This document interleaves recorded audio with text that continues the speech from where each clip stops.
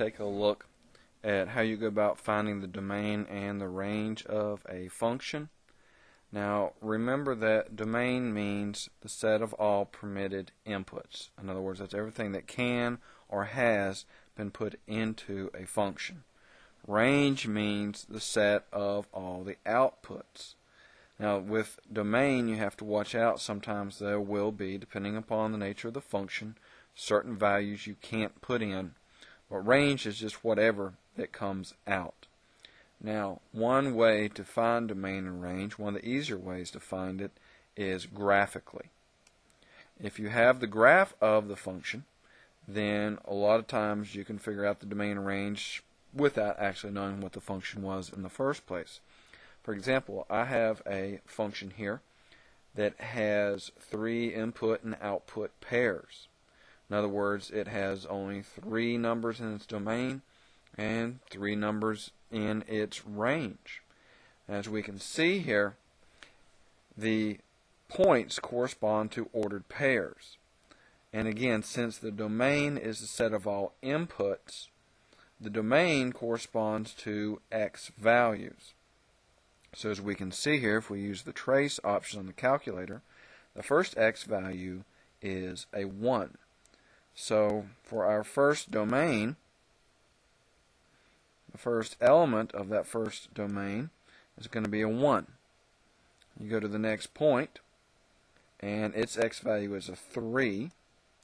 So 1, 3, and the last one is a 5. So it looks like we've used some basic odd numbers here for this first domain. Now, notice that I've put these in the order that I found them.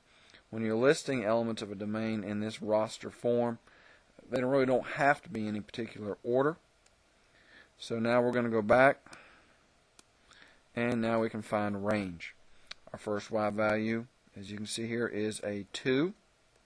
So the first element from the range is going to be 2.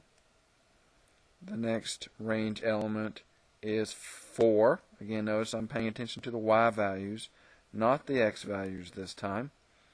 The last one is a negative 1. So 3 elements in the domain and 3 elements in the range gave us our 3 ordered pairs. So there is our domain and range for that particular function. Now we can look at some other functions. That one just had a handful of points.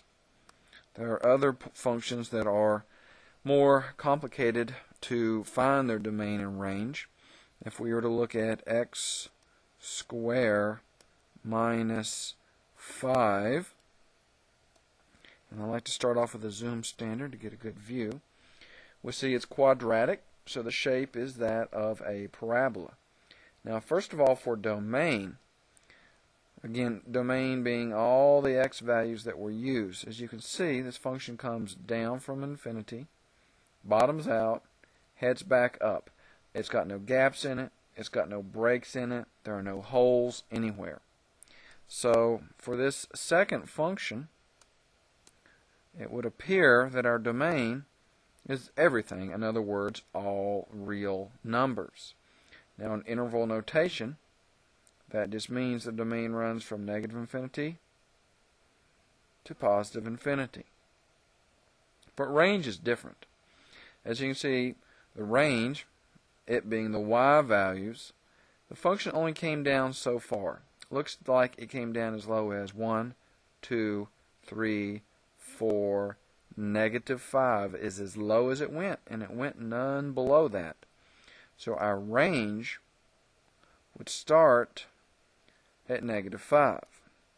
But as it went up, it used y values without stopping, so it would go as far as positive infinity. So when your domain and range is more than just a set of a handful of values, you might have to use something like interval notation. Now some of the functions that have more interesting domains and ranges are ones that we normally wouldn't want to study in this class, but one that I would really like to look at is a trig function, which you won't see for quite a while, but we can still graph it. and get an idea of what it looks like. As you can see, this function, the sine function, fluctuates by going up and down, oscillating very periodically. But even though we're not familiar with this function, we can still look at its domain and range. Again, for domain being the x values, you can see that this function looks to have used every x value without skipping any. There are no holes, there are no breaks, there are no gaps, etc. So, therefore, its domain would be negative to infinity to positive infinity like the other one. But it only goes as high as 1, never goes below negative 1. So looking up and down to study range, we see at this time the range goes only from negative 1 to positive 1. And remember, when you're using interval notation, the numbers do have to be in order. When you're listing them in a roster form, they don't. But in interval notation, they've got to be written in the proper order. Now, both of these last two examples have had a domain from negative infinity to positive infinity. Now, of course, there are plenty of functions that have gaps or holes or breaks in the domain. A perfect example would be 1 over, and then in parentheses for my denominator, I'll put an x minus 3.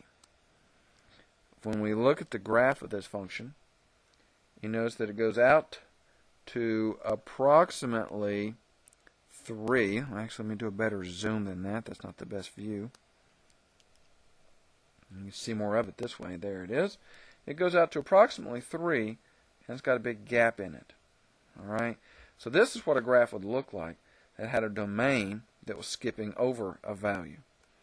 So we would say that the domain went from negative infinity to negative 3, skipped over negative 3, that's why I use the open bracket, and then it went from negative 3 on to infinity. Oops, and wait a minute, I should have said positive 3. And I'm sorry, that is over there on the right-hand side, not the left-hand side. Also, this graph, it's kind of hard to tell because this isn't the best view.